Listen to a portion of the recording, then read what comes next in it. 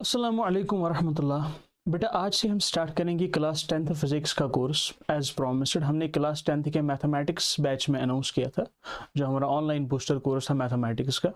हमने उस कोर्स में भी अनाउंस किया कि हम आपके लिए एक फ़िज़िक्स कोर्स लेके आएंगे, जो हमारे चैनल पे भी आएगा। वो बहुत ही इंपॉर्टेंट कोर्स रहेगा। अच्छा, आप में से जो बच्चे एग्ज़ाम टारगेट कर रहे हैं in the mid of Feb, मतलब अभी से 1-2-2.5 महीने के बाद जो एग्जाम आने वाला है आपका बोर्ड के लिए, तो उससे पहले पहले इंशाल्लाह हम पूरी फिजिक्स कवर करेंगे, रिविजन्स भी होंगे, ठीक है, न्यूमेरिकल्स करेंगे, बहुत सारे क्वेश्चन करेंगे, एनसीईआरटी का हर कोई क्वेश्चन डिस्कस करेंगे हमेशा की तरह।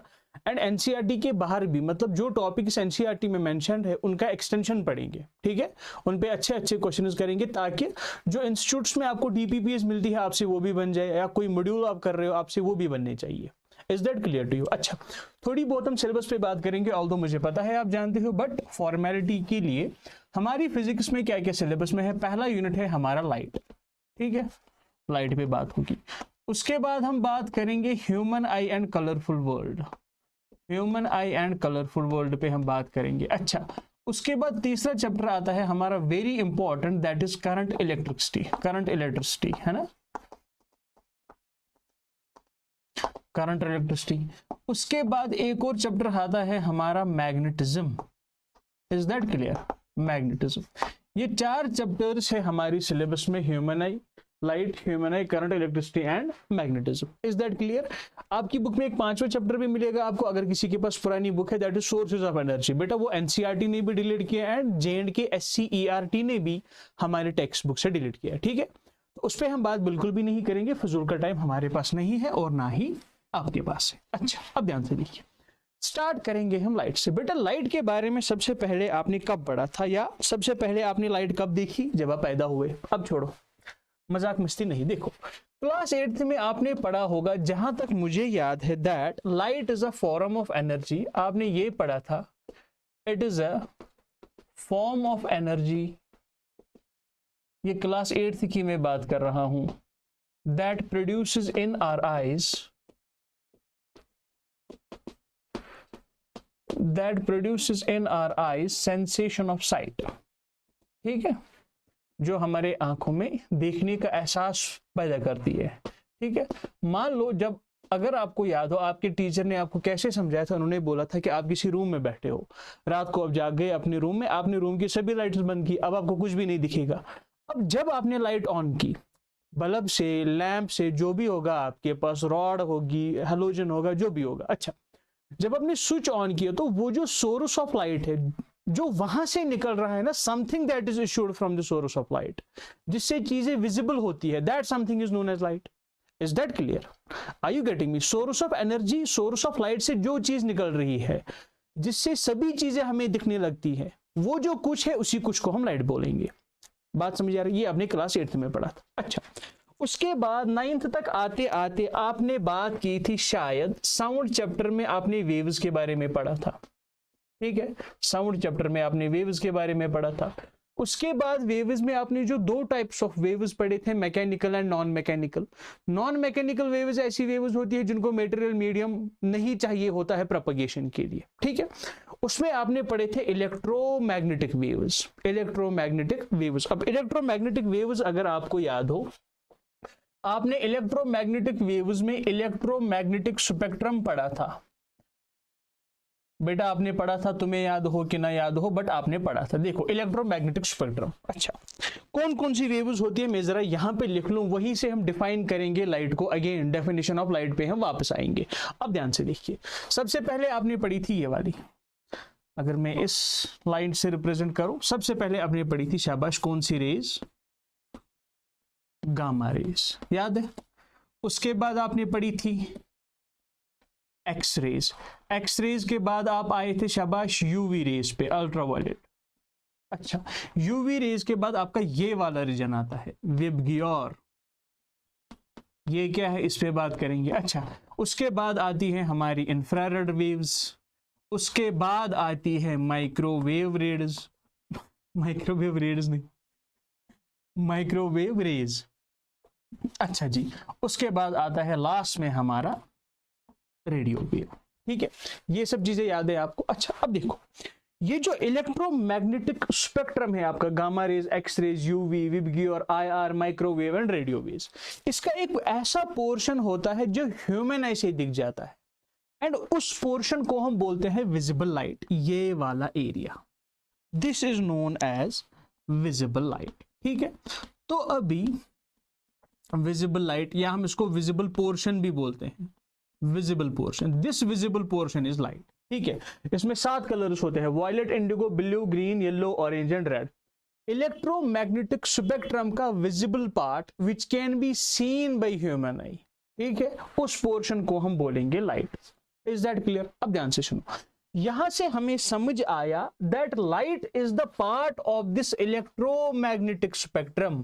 Light is this part of this electromagnetic spectrum. ठीक है, अब ध्यान से सुनो, लाइट हम समझ गए सोर्स ऑफ एनर्जी है that produces in our eye sensation of sight. अच्छा, हम इसको ऐसे भी डिफाइन कर सकते हैं कि ये जो हमारे पास ईएम स्पेक्ट्रम है, इसका विजिबल पोर्शन जो है, उसी विजिबल पोर्शन को हम क्या बोलते हैं? That visible portion is known as light.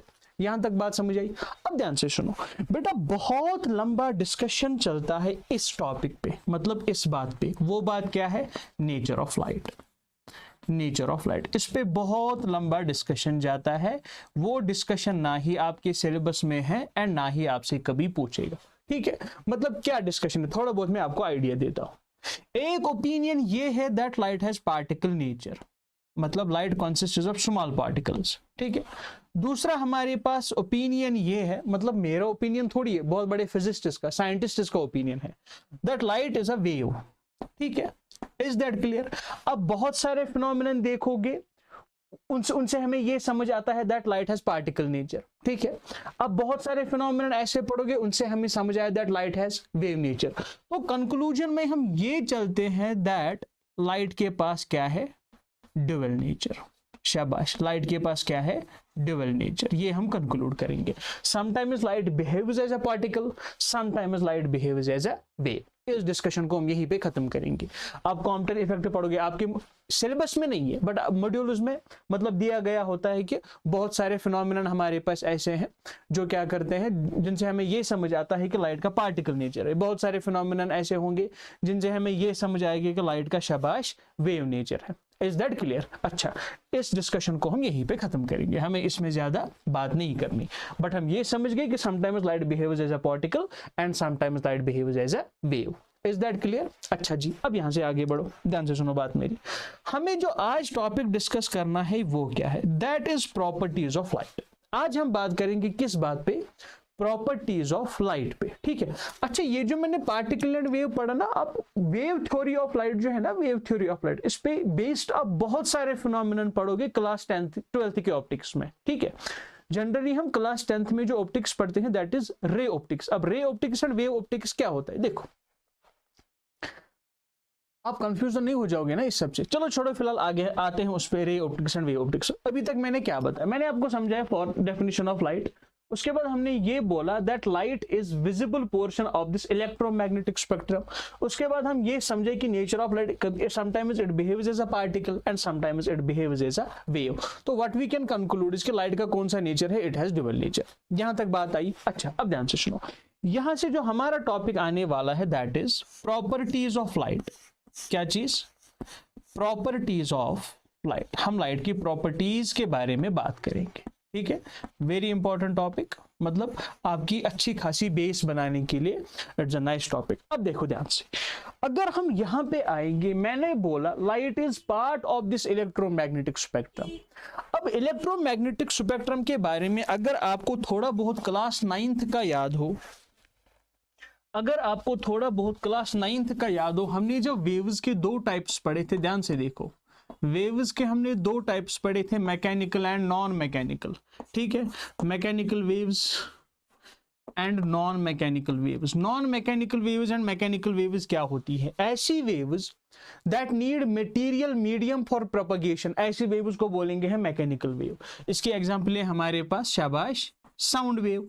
आपने क्लास 9th में पढ़ा था। साउंड वेव्स कौन सी होती है? Mechanical waves. मतलब अगर मटेरियल मीडियम नहीं होगा वो प्रोपगेट नहीं होंगे। अगर मटेरियल मीडियम होगा तब जाके उनकी प्रोपगेशन होगी, तब जाके वो आगे बढ़ेंगे। अच्छा, नॉन मैकेनिकल वेव्स हमने ऐसी वेव्स बोली थी that does not require material medium for propagation. अगर मटेरियल मीडियम नहीं भी होगा वो तब भी प्रोपगेट होंगे, अगर होगा तो सही है तब भी होगा, अब अगर नहीं है तो तब भी वो प्रोपगेट होंगे। एंड ऐसी वेव्स में हमने पढ़ी थी कौन सी वेव्स, शाबाश, इलेक्ट्रोमैग्नेटिक वेव्स। मतलब इलेक्ट्रोमैग्नेटिक वेव्स ऐसी वेव्स हैं that do not require material medium for propagation. अब इसी इलेक्ट्रोमैग्नेटिक स्पेक्ट्रम का एक पार्ट है हमारा ये visible portion, that is light. तो इसका मतलब ये हुआ कि लाइट को भी मटेरियल मीडियम की जरूरत नहीं पड़ेगी for propagation, because light is the part of this electromagnetic spectrum.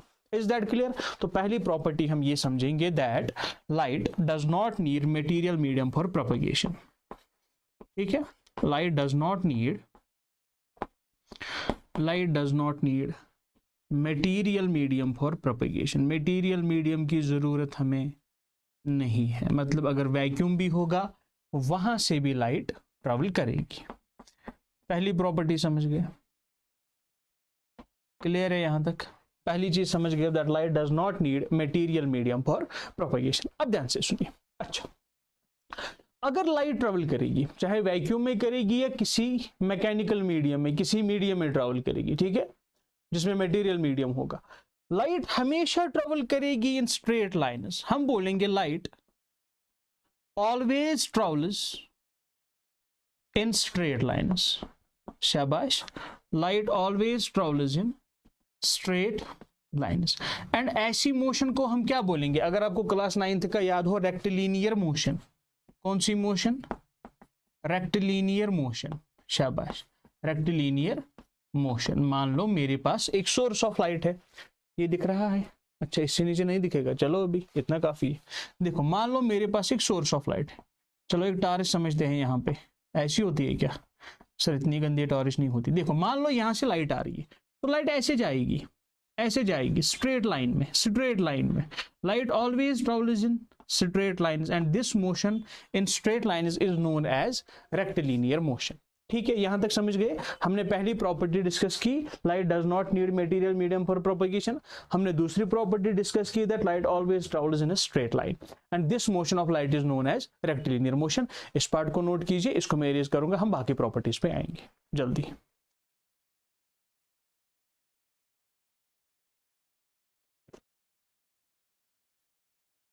Okay बेटा, दो प्रॉपर्टीज पढ़ ली हमने, तीसरी प्रॉपर्टी पे ध्यान दीजिए। तीसरी प्रॉपर्टी क्या है लाइट की? लाइट की तीसरी प्रॉपर्टी है that is about speed of light. देखो, अगर हम वैक्यूम की बात करेंगे तो मैं लिखूंगा speed of light in vacuum.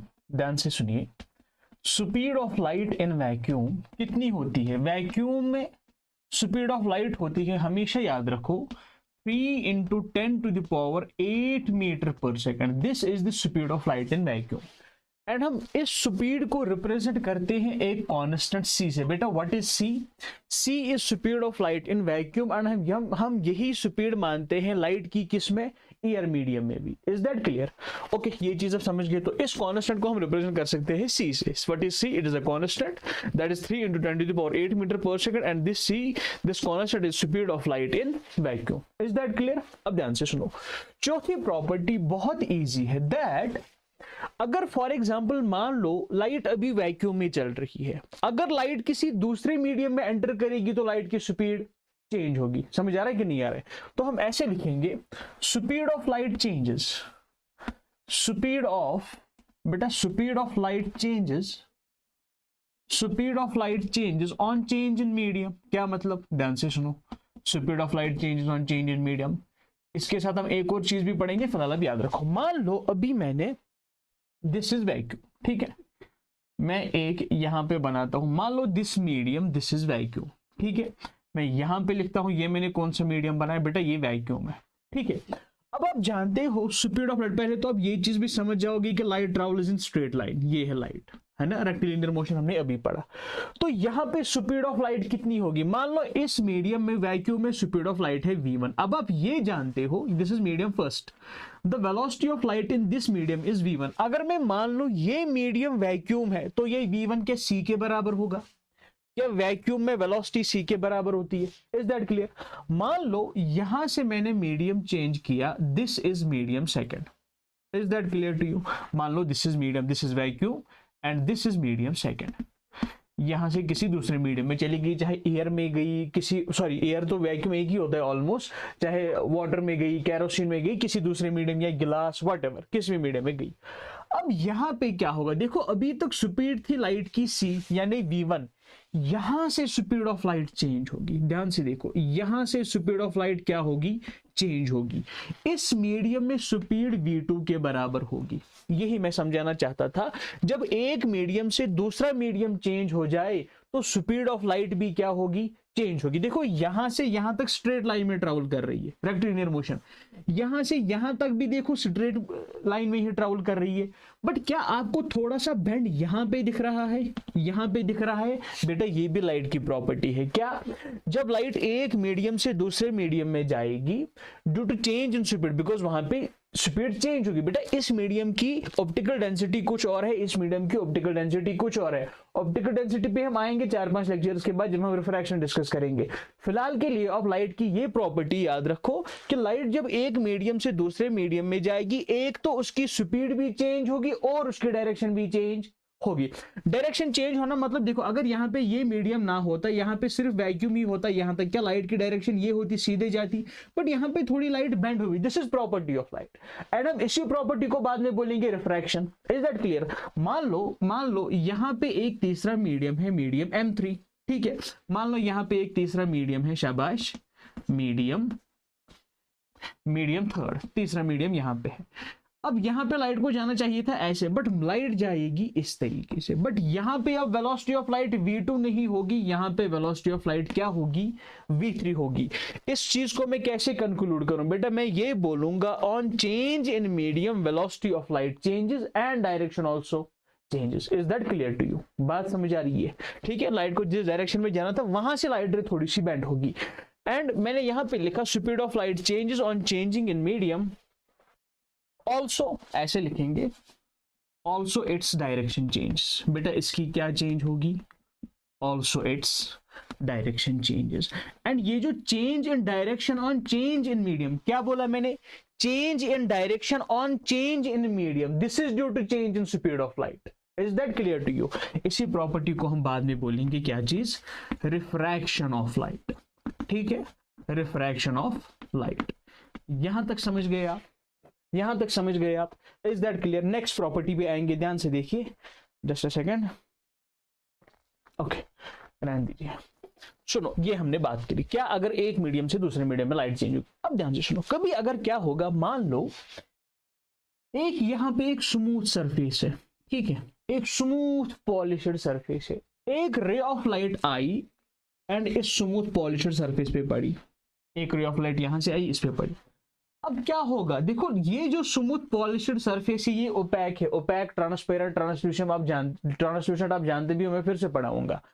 इस पे जब रे ऑफ लाइट पड़ेगी ये इसी मीडियम में वापस आएगी, ऐसे करके। जैसे आप किसी दीवार पे बॉल नहीं मारते, आपने बॉल मारी, बॉल वापस आई, इसी तरीके से अगर कोई स्मूथ सरफेस हमारे पास होगी, उस पे रे ऑफ लाइट पड़ेगी, मैं ये मान के चलता हूं कि वो बहुत स्मूथ पॉलिश्ड सरफेस है। मिसाल के तौर पर आप एक गिलास मान लो, शीशा, शीशे पे लाइट पड़ेगी, वापस आएगी। तो ये जो प्रॉपर्टी है लाइट की, फिफ्थ प्रॉपर्टी में लिखता हूं बेटा, व्हेन लाइट फॉल्स, क्या लिखेंगे? When light follows on a smooth polished surface, क्या चीज? When light follows on a smooth polished surface, smooth polished surface, जब लाइट पड़ती है एक स्मूथ पॉलिश्ड सरफेस पे, इट गेट्स रिफ्लेक्टेड, ये क्या होती है? इसकी रिफ्लेक्शन होती है। It gets reflected back in the same medium, reflected back in the same medium, उसी मीडियम में वापस आएगी। मतलब क्या है कहने का? ध्यान से देखो, it gets reflected back in the same medium, मतलब यहां से रे ऑफ लाइट आई इस मीडियम से, तो इसी मीडियम में वापस गई कि नहीं गई? मान लो ऐसे करके मैं दिखाऊंगा, मैंने एक चौक उठाया, बोर्ड पे मारा, टक करके, जहां से चौक आया उसी मीडियम में वापस गया। इसी तरीके से यहां से रे ऑफ लाइट आई, यहां से वापस गई उसी मीडियम में। मीडियम तो यही है ना, मीडियम यहां पे चेंज नहीं हुआ। तो इस property of light, this property of light is known as, शाबाश, रिफ्लेक्शन ऑफ लाइट, जिसको हम आज की क्लास में ही इंशाल्लाह डिस्कस करेंगे। Is that clear to you? क्या ये चीज आप अच्छे से समझ गए? मैंने क्या प्रॉपर्टी गिनवाई, ध्यान से सुनो। पहली प्रॉपर्टी मैंने आपको समझाया that light does not need material medium for propagation. क्यों? Why light does not need material medium for propagation? Because light is an electromagnetic wave, है ना, light is an electromagnetic wave. तो ये वैक्यूम में भी ट्रेवल करेगी। मान लो अभी मैं बात कर रहा हूं आपसे, आप बात कैसे सुन रहे हो? जब आपके कंप्यूटर जिससे भी आप देख रहे हो वहां से साउंड आ रही है, एंड आप वैक्यूम में तो नहीं बैठे हो, आपके सराउंडिंग्स में कौन सा मीडियम है? एयर है अभी, तो उस मीडियम से ट्रेवल होते हुए साउंड आप तक आ रही है। मान लो अभी वैक्यूम होता तो आप मेरी बात नहीं सुन पाते, ठीक है, मैं ऐसे बोल रहा होता, कुछ भी नहीं सुन रहा आपने। मान लो अभी मैंने वैक्यूम करा, दिखाई देगा या सुनाई देगा आपको? आपको सुनाई नहीं देगा बट दिखाई देगा। Is that clear to you? तो पहली प्रॉपर्टी। दूसरी, light always travels in a straight line rectilinear motion. तीसरी, speed of light in vacuum is 3 × 10⁸ metre per second, and इसको हम रिप्रेजेंट करते हैं c से। हमेशा वैक्यूम में यही स्पीड रहती है, एंड एयर में भी यही स्पीड रहेगी। चौथी प्रॉपर्टी क्या है? चौथी प्रॉपर्टी है on change in medium velocity of light changes. इस मीडियम में स्पीड कुछ और होगी, इस मीडियम में स्पीड कुछ और होगी, इस मीडियम में स्पीड कुछ और होगी। अब वेलोसिटी का सिर्फ एक ही कंपोनेंट चेंज ही नहीं होता, अब सिर्फ मतलब मैग्नीट्यूड ऑफ स्पीड चेंज नहीं होता, डायरेक्शन भी चेंज होती है। Is that clear to you? And इस प्रॉपर्टी को हम बोलते हैं रिफ्रैक्शन। एंड अगर किसी स्मूथ पॉलिश्ड सरफेस पर रे ऑफ लाइट पड़े, वहां से रिफ्लेक्ट बैक होगी, it will be bouncing back of, this is called bouncing back of light. ठीक है, तो इस फिनोमेनन को हम बोलते हैं रिफ्लेक्शन ऑफ लाइट। तो ये थी प्रॉपर्टीज ऑफ लाइट, इसको नोट कीजिए, हम आगे बढ़ेंगे, नेक्स्ट टॉपिक डिस्कस करेंगे आज। Note it down.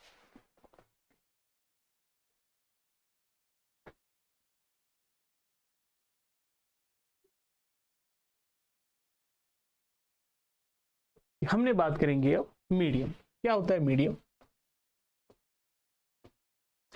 मीडियम को जब हम डिफाइन करेंगे, वी मोस्टली राइट दैट एक सबस्टेंस जिससे लाइट पास होती है या जिससे लाइट पास होने की कोशिश करेगा। मतलब मान लो, मतलब कैसे लिख सकते हैं, it is a substance, it is a substance through which light passes, शाबाश, और tend to pass। ठीक है, through which light passes और tend to pass, इसको हम बोलते हैं मीडियम। मान लो आपने नदी देखी है, पानी में भी लाइट पास होती है, तो वो भी एक मीडियम है। वैक्यूम से भी लाइट पास होती है, वो मीडियम है, बट मटेरियल मीडियम नहीं है। ठीक है, एक बोर्ड देखोगे आप, इट्स ओपेक, यहां से लाइट पास नहीं होगी। ठीक है, अब मीडियम है, सॉलिड मीडियम है। ठीक है, इसी तरीके से आप देखोगे पानी लोगे, उसमें आपने थोड़ा सा कुछ मिक्सचर मिला दिया, रेत वेत mud muddy water, that is also a medium, जिससे लाइट पास होगी और टेंड टू पास। ठीक है, तो ऐसे इस चीज को हम बोलते हैं मीडियम। अब हमेशा याद रखो मीडियम की क्लासिफिकेशन कैसी होती है। There are generally 3 types of media. पहला होता है, शाबाश, ट्रांसपेरेंट। ट्रांसपेरेंट मीडियम कौन सा मीडियम होता है? ऐसा मीडियम, ट्रांसपेरेंट मीडियम समझा जाता है जिससे लाइट इजीली पास हो। Light passes easily, light easily pass होती है, ऑलमोस्ट 100%। ठीक है, ऐसे मीडियम को हम ट्रांसपेरेंट मीडियम बोलते हैं। मान लो आपके पास गिलास है, इट्स अ ट्रांसपेरेंट मीडियम। आपके पास वाटर है, इट्स अ ट्रांसपेरेंट मीडियम। आपके पास एयर है, इट्स अ ट्रांसपेरेंट मीडियम। आपने वैक्यूम लिया, इट्स अ ट्रांसपेरेंट मीडियम। दूसरा टाइप ऑफ क्या होता है हमारे पास मीडियम का? दूसरा टाइप, दैट इज ट्रांसल्यूसेंट। बेटा मैं जानता हूं आपने ये चीजें पढ़ी है, इसीलिए मैं थोड़ा सा तेज भी जा रहा हूं ताकि आप बोर भी ना हो। ट्रांसल्यूसेंट मीडियम ऐसा मीडियम होता है जिससे लाइट पास होती है बट नॉट इजीली, मतलब लाइट पासिस पार्शियली, थोड़ी बहुत लाइट पास होती है, बहुत सारा पोर्शन ऑफ लाइट जो है वो तो रुक जाता है, रिफ्लेक्ट हो जाता है, क्या होगा वो अभी हम डिस्कस नहीं करेंगे। बट जिससे लाइट पार्ट होगी पार्शियली, उस मीडियम को हम क्या बोलेंगे? शाबाश, उस मीडियम को हम बोलेंगे ट्रांसल्यूसेंट। मान लो आपके पास मड वाटर है, समझते हो, पानी में आपने कुछ मिट्टी विट्टी मिला दी, उससे लाइट पास होगी बट 100% लाइट पास नहीं होगी। आपके पास स्टेन्ड ग्लास है, स्टेन्ड ग्लास, इससे भी लाइट पास होती है बट 100% पास, टिंटेड ग्लास नहीं होता, उससे भी लाइट पास होती है बट 100% पास नहीं होती। अच्छा, एक और एग्जांपल आप लिख सकते हो इसकी, ऑयल पेपर। ऑयल पेपर से भी लाइट पास होती है बट उससे 100% लाइट पास नहीं होती। Is that clear? लास्ट वाला जो टाइप है हमारे पास मीडियम का, that is known as opaque. Opaque medium, जिससे लाइट थोड़ी सी भी पास नहीं होती, ठीक है, a medium through which light does not pass, जिससे लाइट पास नहीं होती।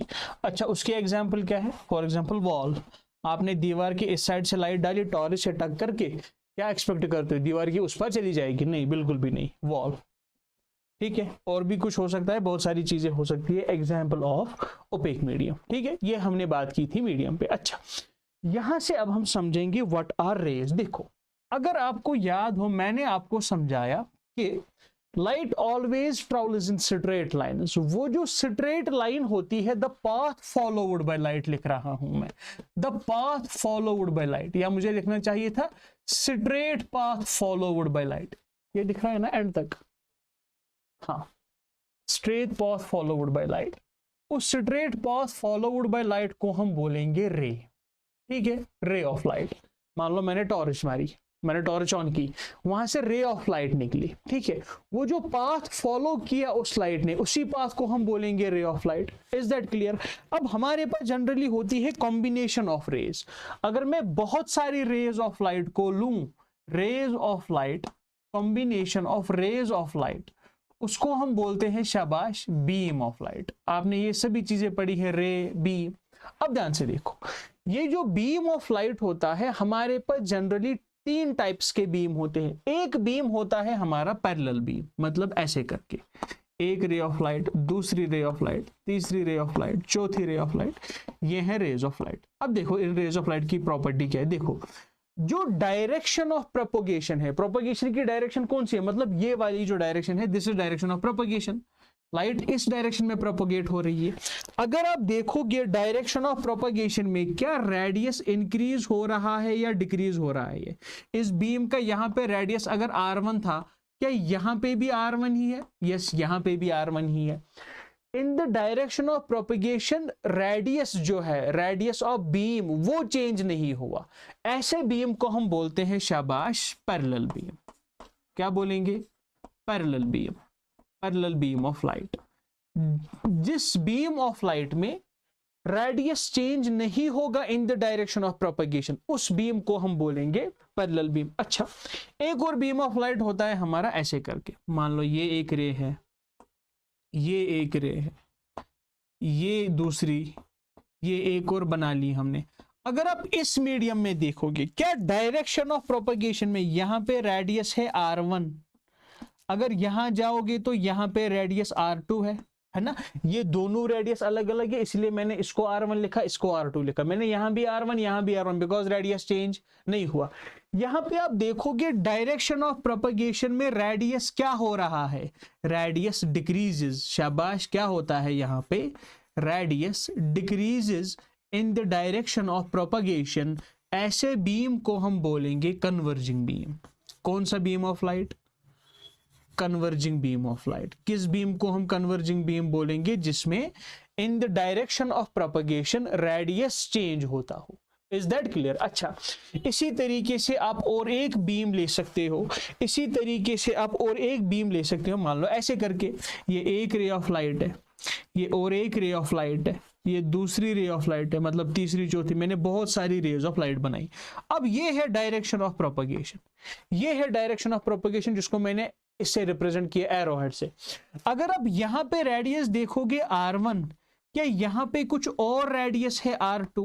आप देखोगे in the direction of propagation क्या हो रहा है? Radius of the beam increases. Radius कम है, यहां पे रेडियस ज्यादा है। ऐसे बीम को जिसमें रेडियस इंक्रीज हो रहा हो इन डायरेक्शन ऑफ प्रोपगेशन, ऐसे बीम को हम बोलेंगे शाबाश डाइवर्जिंग बीम। कौन सा बीम?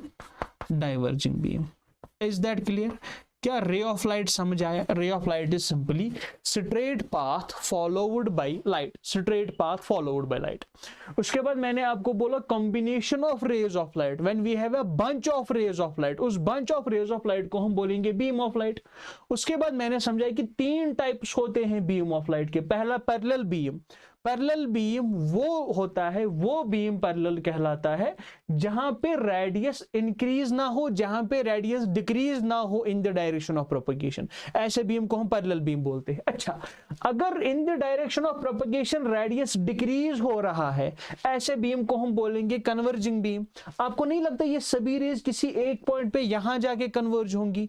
इसी तरीके से ऐसा बीम ऑफ लाइट जो इन द डायरेक्शन ऑफ प्रोपगेशन उसका रेडियस इंक्रीज होता हो, रेडियस छोटा है यहां पे रेडियस बड़ा है, और आगे बढ़ोगी तो रेडियस और बढ़ेगा, ऐसे बीम को हम बोलेंगे दिस इज डाइवर्जिंग बीम। ठीक है, अच्छा जी, ये रेज ऑफ लाइट पे हमने बात की। Is that clear? अच्छा, इसी के साथ आप और एक टॉपिक समझो, दैट इज ऑब्जेक्ट। देखो ऑब्जेक्ट क्या होता है, ऑब्जेक्ट क्या होता है। मान लो कहीं से सोर्स ऑफ लाइट के बारे में जब हम बात करेंगे, देखो सोर्सेज ऑफ लाइट क्या होते हैं।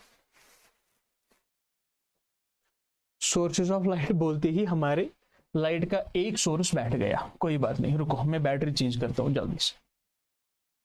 Stay connected, just give me a second and let me pause it. अब लाइट सही है। अब देखो हम बात करने वाले थे इस पे बेटा, ऑब्जेक्ट पे, ऑब्जेक्ट्स। देखिए हमेशा याद रखो ऑब्जेक्ट क्या होता है। ऑप्टिकल ऑब्जेक्ट हम किसको बोलते हैं बेटा? जहां से लाइट रेज आ रही हो उस ऑब्जेक्ट को हम बोलेंगे ऑप्टिकल ऑब्जेक्ट या सिंपली एन ऑब्जेक्ट, जो भी चीज लाइट एमिट करे। ध्यान से देखो, तो हम यहां पे लिखेंगे object is decided by incident raise. हमेशा याद रखो ऑब्जेक्ट इज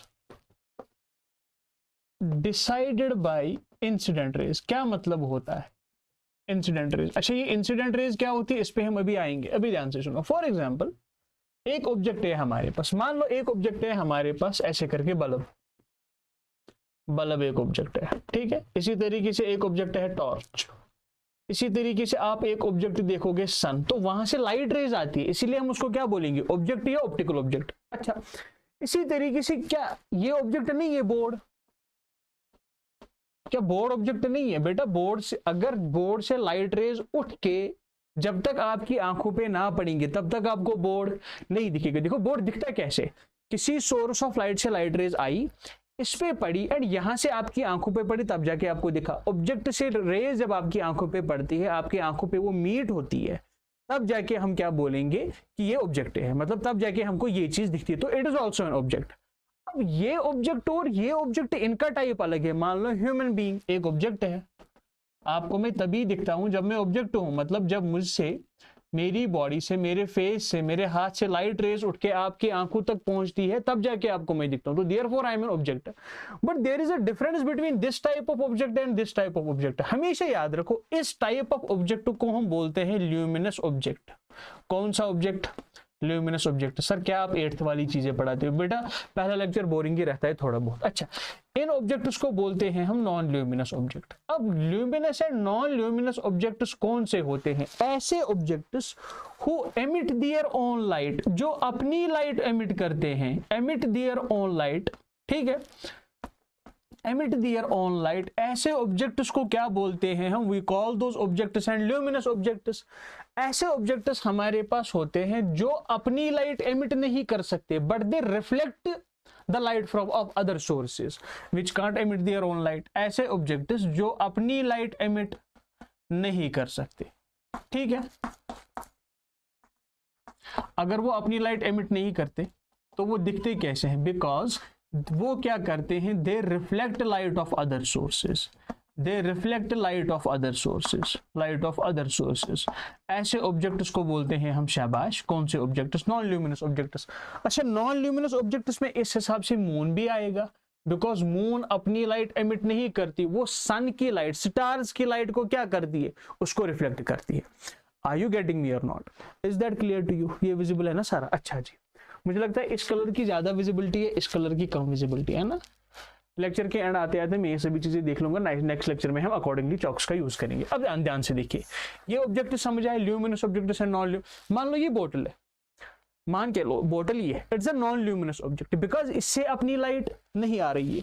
अब इसको छोड़ के मेरे पास क्या है? मान लो एक टॉर्च है, ये टॉर्च है, इससे ये कौन सा ऑब्जेक्ट है? It is a luminous object. मैं इस फोन की बात नहीं कर रहा, इस टॉर्च की बात कर रहा। It is a luminous object, it emits its own light, ठीक है। अब दूसरी बाकी चीजें जो है हमारे पास, फॉर एग्जांपल बॉटल है, ये फोन है, ये हाथ है, चौक है, these are non luminous objects. Is that clear? अच्छा, इसी तरीके से आप एक और क्लासिफिकेशन पढ़ोगे, that is real object and virtual object. Real object and virtual object. बेटा क्या होता है real object and virtual object? देखो ध्यान से सुनो, real object and virtual object क्या है, और एक क्लासिफिकेशन पढ़ेंगे हम ऑब्जेक्ट्स की, that is real and virtual. अच्छा जी, क्या होता है रियल ऑब्जेक्ट एंड क्या होता है रियल वर्चुअल ऑब्जेक्ट? देखो ध्यान से सुनो, अगर किसी पॉइंट से लाइट रेज एक्चुअली एमिट होती है, मान लो ये एक पॉइंट है, यहां से एक रे ऐसे गई, एक रे ऐसे गई, एक रे ऐसे गई, एक रे ऐसे गई, एक रे ऐसे गई, इस ऑब्जेक्ट को बोलेंगे हम रियल ऑब्जेक्ट। अब वर्चुअल ऑब्जेक्ट ऐसा ऑब्जेक्ट होता है जहां पे ऐसा लगता हो कि इंसिडेंट रेज कन्वर्ज हो रही है। मान लो ये incident ray, incident ray, incident ray, incident ray, ऐसा लगता है कि ये इंसिडेंट रेज कहां से आ रही है, यहां से आ रही है। अब वो एक्चुअली आ कहां से रही है वो सब छोड़ो, फिलहाल क्या ऐसा नहीं लगता कि ये सभी रेज इस पॉइंट से आ रही है? आर यू गेटिंग मी और नॉट? तो ऐसा पॉइंट जहां पे इंसिडेंट रेज कन्वर्ज हो रही हो, जहां पे इंसिडेंट रेज कन्वर्ज हो रही हो, ऐसे पॉइंट को हम बोलते हैं that point is the position of virtual object, है ना? जहां से लाइट रेज निकल रही हो in all the directions, that is known as real object. अच्छा, अब ये वर्चुअल ऑब्जेक्ट कैसे पॉसिबल है, रियल ऑब्जेक्ट कैसे पॉसिबल है? क्या ये भी रियल ऑब्जेक्ट हो सकता है, ये भी रियल हो सकता है, ये भी वर्चुअल, ये भी वर्चुअल इन द सेंस इनकी इमेज होती है। बेटा वर्चुअल ऑब्जेक्ट्स पे हम बात करेंगे, ये आपको अच्छे से तब समझ आएगा जब हम बात करेंगे प्लेन मिरर्स पे, है ना? जब हम बात करेंगे प्लेन मिरर्स पे, दो प्लेन मिरर्स जब हम किसी एंगल पे रखेंगे, वहां पे आप समझ जाओगे what actually virtual object is that clear? फिलहाल ये रियल ऑब्जेक्ट वर्चुअल ऑब्जेक्ट की चर्चा को हम यहीं पे खत्म करते हैं। हम आते हैं एक इंपॉर्टेंट टॉपिक पे, that is reflection of light. I hope उससे पहले कोई टॉपिक हमारा नहीं रहा।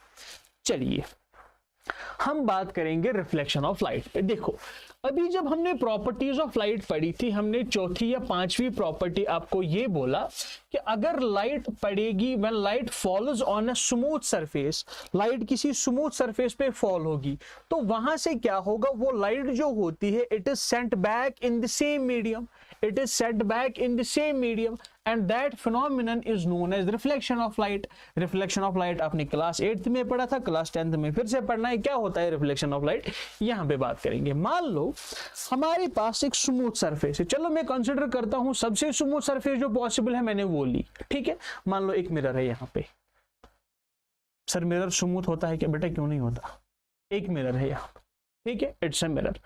एक रे ऑफ लाइट इस पॉइंट पे पड़ी, ऐसे करके एक रे ऑफ लाइट पड़ी इस पॉइंट, मिरर के इस पॉइंट पे। चलो मैं इस प्लेन मिरर को ऐसे बनाता हूं। ये जो जिस एरिया से, मतलब जिस साइड से मैंने ये डॉट्स, ये छोटी छोटी लाइन्स बनाई, मतलब यहां से पॉलिश है, ठीक है?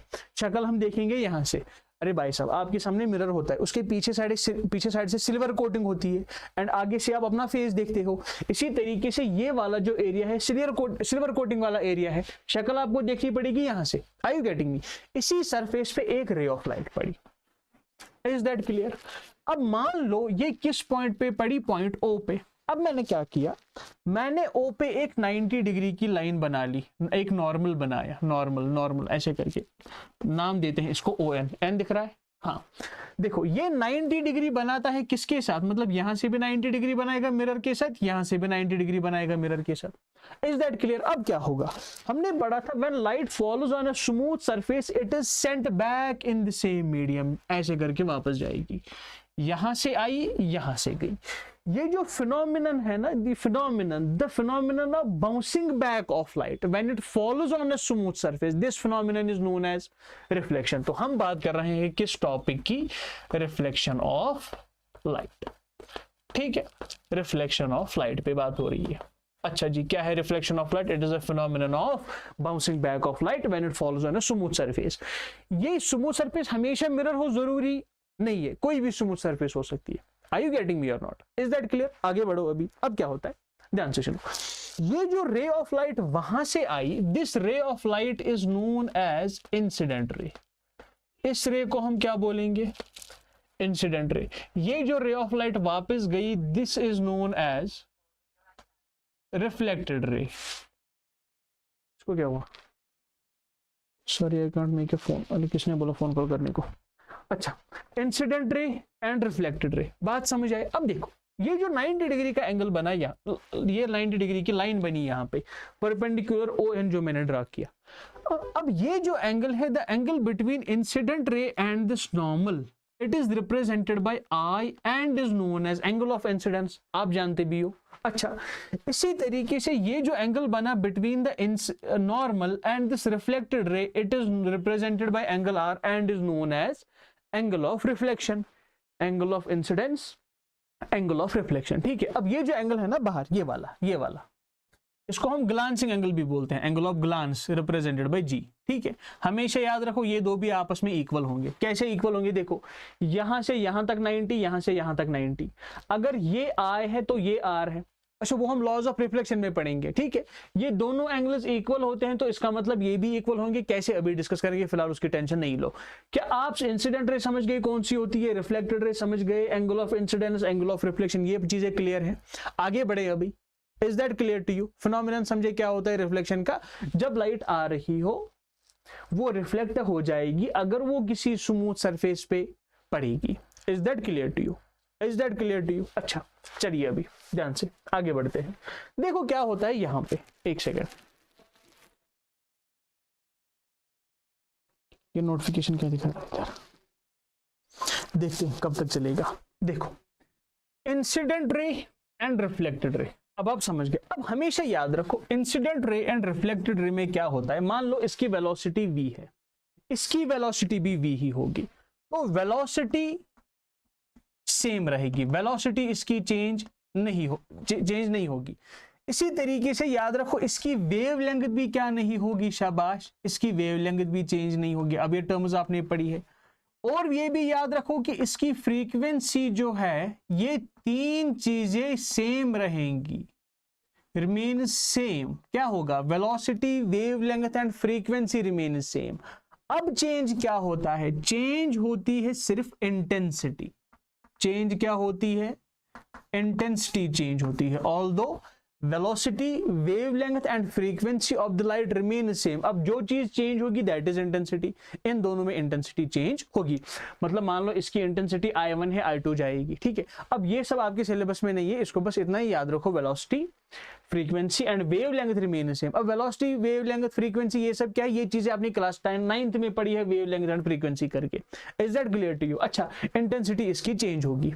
Are you clear? Are you clear? नहीं, is that clear to you? चलिए आगे बढ़ते हैं। यहां से हम बात करेंगे, देखो रिफ्लेक्शन लॉज, ये जो रिफ्लेक्शन ऑफ लाइट है, it is accompanied by two laws known as laws of reflection. It is accompanied by two laws known as laws of reflection. अब ध्यान से सुनो, पहला लॉ क्या है, पहला लॉ क्या है, फर्स्ट लॉ ऑफ रिफ्लेक्शन क्या है? पहला लॉ है हमारे पास कि angle of incidence and angle of reflection हमेशा क्या होता है, इक्वल होता है। तो हम लिखेंगे first law is angle of incidence is equal to angle of reflection. Is that clear? अब दूसरा लॉ समझिए, दूसरा लॉ क्या कहता है, ये जो इंसिडेंट रे है, रिफ्लेक्टेड रे है and normal to the point of incidence, ये नॉर्मल ON, ये तीनों चीजें एक ही प्लेन में लाई करेंगी।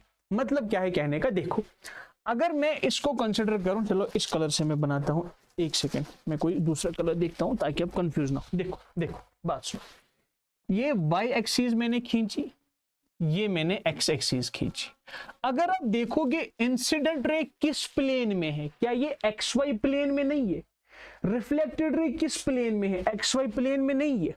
नॉर्मल ON किस प्लेन में है, XY प्लेन में नहीं है, XY प्लेन में नहीं है। तो ये जो प्लेन है, तीनों चीजें इसी प्लेन में लाई करेंगी। ऐसा नहीं है कि इंसिडेंट रे यहां से है एंड रिफ्लेक्टेड रे यहां से है इस प्लेन में, अवे फ्रॉम द बोर्ड। ऐसा नहीं है कि normal to the point of incidence कहां है, इनसाइड द बोर्ड। तीनों चीजें एक ही प्लेन में लाई करेंगी। Is that clear? अगर मैंने मान लो XY प्लेन बनाया तो तीनों चीजें XY प्लेन में ही होंगी। तो लिखेंगे incident ray, incident ray, incident ray, reflected रे, और कौन सी चीज, incident ray, reflected ray and normal to point of incidence. Normal to point of incidence, normal to point of incidence, ये तीनों चीजें क्या होंगी, normal to point of incidence all lie in same plane. ये किस में होंगे? सेम प्लेन में होंगे। Is that clear to you? All lie in same plane. बात समझ आ रही कि नहीं आ रही? बात समझ आ रही है नहीं आ रही? ये है दो लॉज ऑफ रिफ्लेक्शन। अब देखो ध्यान से, बात सुनो। मान लो मैंने आपको पहला लॉ से हमें क्या समझाया? Angle of incidence is equal to angle of reflection. Angle of incidence is equal to angle of reflection. इससे हमको ये समझ आया कि अगर ये थीटा है तो ये भी थीटा है, अगर ये थीटा तो ये भी थीटा। लॉ यही है ना, बहुत सिंपल। अब ध्यान से देखो, अगर आप ये एंगल देखोगे, ये एंगल यहां से यहां तक क्या 90 डिग्री है? Because O N is perpendicular, तो ये 90 है। यहां से यहां तक देखोगे ये एंगल भी क्या है? 90 डिग्री। मतलब मैं बात कर रहा हूं, अगर मैं इस नाम को, मिरर को नाम दूं mm डैश, मैं बात कर रहा हूं angle M O N is 90 degree, also M dash O and N is 90 degree. मान लो ये पॉइंट ए है, पॉइंट बी है। Is that clear? अब आप ये समझ रहे हो that angle M O N is equal to angle M O A plus A O N. मतलब this angle is equal to, मतलब ये एंगल जो है ना M O N, it is equal to angle G plus angle I. अरे yes और no? It is equal to angle G plus angle I. अगर मैं यहां से एंगल जी की वैल्यू निकालूं, क्या मुझे 90 माइनस थीटा मिलेगा? क्या मुझे यहां से एंगल जी की वैल्यू 90 माइनस थीटा मिलेगी? देखो ये पूरा 90 है, 90 में से आप ये थीटा निकालोगे तो जी बचा। इसी तरीके से 90 में से आप ये आर निकालोगे तो जी बचा। मतलब यहां से आपको जी की वैल्यू 90 माइनस थीटा आएगी, यहां से भी आपको जी की वैल्यू 90 माइनस थीटा आएगी। अरे या सुनो, 90 की मैथ से अच्छा 90 माइनस थीटा आएगी। देयरफॉर ये दोनों एंगल्स भी क्या होंगे? आपस में इक्वल। Is that clear? अब हमेशा याद रखो, ये जो लॉज ऑफ रिफ्लेक्शन है, जो लॉज ऑफ रिफ्लेक्शन है, ये किसी भी सरफेस के लिए क्या है? वैलिड है। मान लो आपने अगर आपको याद हो, आपने क्लास 8th में एक रेगुलर एंड इररेगुलर रिफ्लेक्शन पढ़ा था। इन दोनों में क्या होते हैं? इसी तरीके से मान लो मैंने एक सर्कल लिया यहाँ पे, ठीक है, ध्यान से सुनो। एक सर्कल लेते हैं, एक सर्कुलर सरफेस है ये, ऐसे करके। अब इस सर्कल का सेंटर क्या कुछ यहां पे होगा? यहां पे होगा। मान लो यहां से इंसिडेंट रे आई, क्या आई? इंसिडेंट रे आई इस सरफेस पे। अगर आप इस पॉइंट पे नॉर्मल ड्रॉ करोगे, मैं थोड़ा सा यहां बनाता हूं। मान लो यहां पे इंसिडेंट रे पड़ती है, ऐसे करके एक रे ऑफ लाइट आई, ऐसे करके। अब यहां से रिफ्लेक्शन होगी, यहां से रिफ्लेक्शन होगी। हमेशा याद रखो, अगर आप इस पॉइंट पे नॉर्मल ड्रॉ करोगे, यहां पे भी angle of incidence angle of reflection के बराबर ही होगा। एंड ये चीज भी याद रखो कि सर्कल पे जो, अगर आप कभी भी 90 डिग्री का एंगल बनाओगे, सर्कल पे एक नॉर्मल डालोगे तो वो पास होगा कहां से? सेंटर ऑफ द सर्कल से। मान लो ये इंसिडेंट रे है तो एंगल ऑफ इंसिडेंस, ये रिफ्लेक्टेड रे है, एंगल ऑफ रिफ्लेक्शन। इस केस में भी एंगल ऑफ इंसिडेंस किसके बराबर होगा? एंगल ऑफ रिफ्लेक्शन के बराबर। क्या लॉज ऑफ रिफ्लेक्शन क्लियर हुआ? लॉज ऑफ रिफ्लेक्शन समझ आया? अब देखो ध्यान से, अगर आपको याद हो, जब मैंने आपको ऑब्जेक्ट समझाया, हमने बोला था that object is decided by incident raise. अब रिफ्लेक्टेड रे कौन सी होती है? जो किसी मिरर पे पड़े, किसी ऑब्जेक्ट पे पड़े, किसी स्मूथ सरफेस पे पड़े, वहां से जाके रिफ्लेक्ट हो। और अब आप ये चीज समझो कि हमारे पास जो क्या होती है रिफ्लेक्टेड रेज, उनसे डिसाइड होती है इमेज। क्या चीज? हम लिखेंगे दैट इमेज, ऑप्टिकल इमेज या simply image is decided by reflected raise. देखो क्या होता है इमेज, बात सुनो। इमेज की हम यहां से बात करेंगे। सी, इमेज की बात हो रही है। Image it is decided by दो चीजें मैं लिख रहा हूं, रिफ्लेक्टेड और रिफ्रैक्टेड रेज। रिफ्लेक्टेड और रिफ्रैक्टेड रेज। अगर आपको याद हो, रिफ्रैक्शन क्या होता है? बेंडिंग ऑफ लाइट, हमने प्रॉपर्टीज में पढ़ा था। ऑल्दो हमने उस पर उतनी ज्यादा बात अभी तक नहीं की, आगे हम बात करेंगे उस पर। अब ध्यान से सुनो, ये जो इमेज होती है it is decided by reflected और रिफ्रैक्टेड रेज। मान लो क्या हुआ, यहां पे ये एक रिफ्लेक्टेड रे है, रिफ्लेक्टेड रे एक, ये दूसरी रिफ्लेक्टेड रे है, ये दूसरी रिफ्लेक्टेड रे है, और एक पॉइंट, जिस पॉइंट पे तीनों या सभी या दो ही रिफ्लेक्टेड रेज मीट करेंगी, उस पॉइंट को बोलेंगे हम इमेज। क्या बोलेंगे हम उसको? इमेज। Is that clear? अब जैसे हमने ऑब्जेक्ट के बारे में पढ़ा था, टू टाइप्स ऑफ ऑब्जेक्ट्स होते हैं। टाइम कितना हुआ?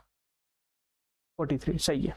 अब जब हमने ऑब्जेक्ट के बारे में पढ़ा था, टू टाइप्स ऑफ ऑब्जेक्ट होते हैं, real object and virtual object. इसी तरीके से हमारे पास इमेज भी कितने टाइप्स की होती है, 2 टाइप्स की होती है। ध्यान से मैं यहाँ पे इरेज करता हूँ। इमेज भी हमारे पास 2 टाइप्स की इमेज होती है। कौन कौन सी होती है? एक होती है हमारे पास रियल इमेज एंड दूसरी होती है वर्चुअल इमेज। मैं यहाँ भी ये इरेज करता हूँ। देखो real image and virtual image से क्या मतलब है। अब हम बात करेंगे थोड़ा बहुत इमेज पे, उसी के साथ क्या छुट्टी है, नेक्स्ट टॉपिक देखते हैं, अभी डरो नहीं। देखो बात करेंगे इमेज पे। सी 2 टाइप्स ऑफ इमेज कौन सी होती है? एक होती है हमारे पास एक रियल इमेज, ठीक है, एक रियल इमेज होती है, और एक होती है वर्चुअल इमेज। ध्यान से देखो, वर्चुअल इमेज। अगर कभी क्या हुआ, rays of light, reflected rays या रिफ्रैक्टेड रेज एक्चुअली मीट होंगे, मतलब मैं बात कर रहा हूं एक्चुअल इंटरसेक्शन की, मैं बात कर रहा हूं actual intersection of light rays, actual intersection of किनका? रिफ्लेक्टेड या रिफ्रैक्टेड रेज का। डरो नहीं, मैं समझाऊंगा। रिफ्लेक्टेड और रिफ्रैक्टेड रेज का, एक्चुअल इंटरसेक्शन ऑफ रिफ्लेक्टेड और रिफ्रैक्टेड रेज का मतलब ध्यान से सुनो। मान लो ये हमारे पास एक रिफ्लेक्टेड रे है या रिफ्रैक्टेड रे है, दूसरी रिफ्लेक्टेड रे है, तीसरी रिफ्लेक्टेड या रिफ्रैक्टेड रे है। जिस पॉइंट पे मीट होंगे वो बनेगी इमेज। ये मैंने बात की अगर एक्चुअल इंटरसेक्शन होगा। Is that clear? देखो मान लो फॉर एग्जांपल ये एक रिफ्लेक्टेड रे है, क्या है? रिफ्लेक्टेड रे। ये दूसरी रिफ्लेक्टेड रे है, क्या है? रिफ्लेक्टेड रे। आपको लगता है कि ये कहीं पे ये जो डायरेक्शन ऑफ प्रोपगेशन है ना, ये वाली, क्योंकि रे में जो एरो हेड होता है that represent the direction of propagation. जब ये यहां से आगे जाएंगे, ये यहां से आगे जाएंगे, ये किसी पॉइंट पे इंटरसेक्ट नहीं करेंगे, तो हम उनको प्रोड्यूस करेंगे बैकवर्ड्स, ऐसे करके प्रोड्यूस करेंगे बैकवर्ड्स। यहां पे जिस पॉइंट पे ये मीट होंगी, पहले मुझे बोलो ये एक्चुअल इंटरसेक्शन है या अपैरेंट इंटरसेक्शन है, बिकॉज यहां पे एक्चुअली रेज मीट हुई, यहां पे रिफ्लेक्टेड या रिफ्रैक्टेड रेज एक्चुअली मीट नहीं हुई, तो हम बोलेंगे इस केस में क्या होता है? अपैरेंट इंटरसेक्शन होता है। क्या होता है? Apparent intersection of light rays, apparent intersection of light rays. अब लाइट रेज में आप खुद समझ जाओ, या तो रिफ्लेक्टेड होंगी या रिफ्रैक्टेड होंगी। इस केस में हमारे पास बनती है कौन सी image? Virtual image. Is that clear? हमेशा याद रखो, रियल इमेज जब भी बनेगी in front of the screen या in front of the mirror बनेगी, या हम बोलेंगे ऑन द स्क्रीन बनती है। किस पे बनती है? स्क्रीन के ऊपर। या हम बोलेंगे इन फ्रंट ऑफ द मिरर बनती है, इन फ्रंट ऑफ द मिरर बनती है ना, इन फ्रंट ऑफ द मिरर बनती है। अगर लेंस की बात करेंगे तो बिहाइंड द लेंस बनती है, वो हम उसी टाइम डिस्कस करेंगे, अभी आप कंफ्यूज हो जाओगे। बट यहां पे क्या होता है? इन front of the screen, on the screen नहीं बनती, बिहाइंड द स्क्रीन बनती, बिहाइंड द स्क्रीन, या आप बिहाइंड द मिरर भी लिखते हो। बहुत सारी बुक्स में बहुत ज्यादा एक्यूरेट लिखा होता है, वो है inside the mirror, inside the mirror, mirror के अंदर बनती है इमेज, इनसाइड द मिरर। अब मान लो, हमेशा याद रखो, हमेशा याद रखो, देखो क्या चीज, मान लो मैंने ये दिख रहा है, ये दिख रहा है, ये दिख रहा है, ये दिख रहा है। हाँ देखो, मान लो एक ऑब्जेक्ट है ऐसे करके, मेरा हाथ दिख रहा है ना, यप, ये ऑब्जेक्ट है ऐसे करके, ये मिरर है, ठीक है। अब ये इसकी इमेज बनी, अब इससे छोटी बनी, बड़ी बनी, वो सब छोड़ो, फिलहाल देखो मैंने ये बोला ये ऑब्जेक्ट है, इसको मैं ओ लिखता हूं, ये इसकी इमेज है, इसको मैं आई लिखता हूं। ये ऑब्जेक्ट है, ये इमेज है, अरे ये अंकल बन गए क्या, ये ओ लिखा मैं ऊपर। ये ऑब्जेक्ट है, ये इसकी इमेज है। देखो ऑब्जेक्ट भी ऐसे है वर्टिकली अपवर्ड्स, इसकी इमेज भी कैसी बनी? वर्टिकली अपवर्ड्स, ठीक है। ऐसी इमेज को हम बोलेंगे इरेक्ट इमेज। कौन सी image? Erect image. But real image जो होती है वो कभी इरेक्ट नहीं हो सकती। रियल इमेज कैसे होती है? देखो ध्यान से, ये दिख रहा है, हाँ, मान लो यहाँ पे ऑब्जेक्ट है ऐसे करके वर्टिकली अपवर्ड्स, इसकी इमेज बनेगी ऐसे वर्टिकली डाउनवर्ड्स। अब ये प्रैक्टिकली इसके पीछे नहीं बनेगी, चलो मैं ऐसे ही दिखाता हूं, वरना फिर बाद में बोलोगे पहले लेक्चर में क्या पढ़ाया था। देखो मान लो ये ऑब्जेक्ट है, ठीक है, ऑब्जेक्ट है, इसकी इमेज बनी ऐसे करके, इन front of the mirror. But ये इमेज ऑब्जेक्ट ऊपर की तरफ है, इसकी डायरेक्शन है परपेंडिकुलर अपवर्ड्स, बट इमेज देखोगे तो परपेंडिकुलर डाउनवर्ड्स है। तो देयरफॉर ऐसी इमेज को बोलेंगे हम कौन सी image, it is an inverted image. Real image हमेशा क्या होती है, कहां पे लिखूं, यहां पे लिखते हैं। रियल इमेज हमेशा याद रखो, रियल इमेज होती है इन्वर्टेड। क्या होती है? इन्वर्टेड, मतलब head of the object becomes foot of image. Is that clear to you? अच्छा, अब जो वर्चुअल इमेज होती है, मान लो एक ऑब्जेक्ट है यहां पे, इसकी इमेज भी ऐसी ही बनेगी, इसको हम बोलेंगे इरेक्ट इमेज। हमेशा याद रखो वर्चुअल इमेज क्या होती है, virtual image is always erect. ये हमने की बात किस पे? अब इरेक्ट इमेज बनेगी in front of the mirror, sorry erect image बनेगी behind the mirror, erect image बनेगी in front of the lens. इसी तरीके से रियल इमेज बनेगी in front of the mirror, real image बनेगी behind the lens. Is that clear to you? वो हम lenses and mirrors के टाइम पे बात करेंगे। आज की क्लास में इतना काफी है। टाइम किधर दिखा रहा है? ओ ये क्यों? अच्छा 49 मिनट्स हुए अभी, मुझे दूसरा क्लॉक दिख रहा था, 00 दिखा रहा था। अब ध्यान से सुनो, आज की क्लास में हमने पढ़ी कुछ बेसिक टर्म्स, हमने बात की ऑब्जेक्ट इमेज पे, definition of light, properties of light पे। बहुत ही बोरिंग सा लेक्चर रहा, बट अगर आप में से ऐसी कोई चीज थी जो आपने अभी तक नहीं पढ़ी थी तो वह आपको आज समझ आई। रिफ्लेक्शन ऑफ लाइट पे हमने बात की, ऑब्जेक्ट इमेज टाइप्स उसके डिस्कस किए। कल हम स्टार्ट करेंगे इंटरेस्टिंग सा topic, that is plane mirror. And मैं चाहता हूं कि प्लेन मिरर हमारा एक ही क्लास में खत्म हो। प्लेन मिरर के बारे में आपसे ज्यादा नहीं पूछेगा, बट फिर भी जितने भी टॉपिक्स होंगे एनसीईआरटी में, उसके बाहर भी 10th क्लास के लायक जितने भी टॉपिक्स होंगे प्लेन मिरर के बारे में, उनको हम कल की क्लास में डिस्कस करेंगे। तब तक के लिए थैंक यू सो मच, पढ़ते रहिए। अस्सलाम वालेकुम, टेक केयर।